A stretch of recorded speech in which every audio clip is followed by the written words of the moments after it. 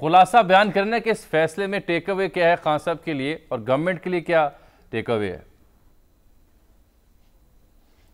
دیکھیں جامی صاحب، اس میں جو چیئرمین پی ٹی آئی کا بنیادی ایک مدعا تھا، وہ چاہتے تھے کہ جو ان کے خلاف سائفر کیس کا ٹرائل ہے وہ اوپن ہو، عوام جان سکیں کہ ان کے خلاف کیا کارروائی ہو رہی ہے۔ جو سنگل بینچ کا فیصلہ تھا اس میں تو عدالت نے یہ بنیاد رکھی تھی کہ چونکہ چیئرمین پی ٹی آئی کو سیکیورٹی خدشات ہیں تو اس لیے جو جیل ٹرائل ہے وہیں پر ہی ٹرائل ہوگا اور اس کو اوپن ٹرائل کنسیڈر کیا جا رہا ہے۔ یہ تو آپ جسٹس عامر فاروق صاحب والی بات کر رہے ہیں نا؟ جی، ابھی جو دو رکنی بینچ کا فیصلہ ہے اس میں عدالت کی اب جیل ٹرائل جو ہے جو دو رکنی بینچ نہیں ہے کہ جیل ٹرائل جو ہے اس کی کوریج نہ ہو سکے۔ میرا خیال عدالت کو فیصلہ کر سکتی ہے، اس کی کوریج کی اجازت دے سکتی ہے۔ جیل ٹرائل تو ہو رہا ہے سیکورٹی کی وجہ سے، اس کو بنیاد بنایا گیا سیکورٹی ریزنز کو۔ تو میڈیا جو ہے یعنی اوپن کورٹ میں ٹرائل ہوگا، یہ کلوز ڈور ٹرائل تو نہیں کہہ سکتے ہم اس کو۔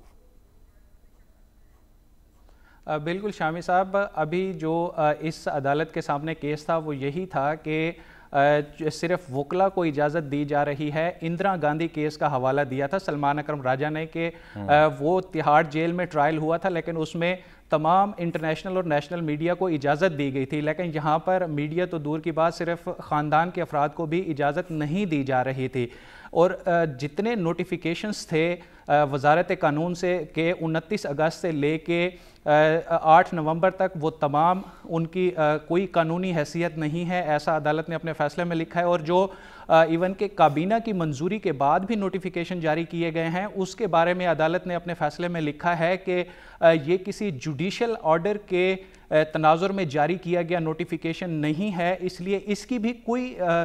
قانونی حیثیت بھی نہیں ہے اور اس کا اطلاق ماضی کی کارروائی پر نہیں ہوتا۔ یہاں پر آپ کو ایک پوائنٹ میں بتانا چاہوں گا کہ سلمان اکرم راجہ نے کہا تھا کہ جتنے خطوط ٹرائل کورٹ کے جج کی جانب سے لکھے گئے تھے وزارت قانون کو یا کمشنر کو، وہ صرف خطوط تھے، وہ کسی عدالتی کارروائی کے بعد ہونے والا فیصلہ نہیں تھے، اس لیے ہم اس کو جوڈیشل آرڈر نہیں کہہ سکتے۔ تاہم اٹارنی جنرل کا موقف کچھ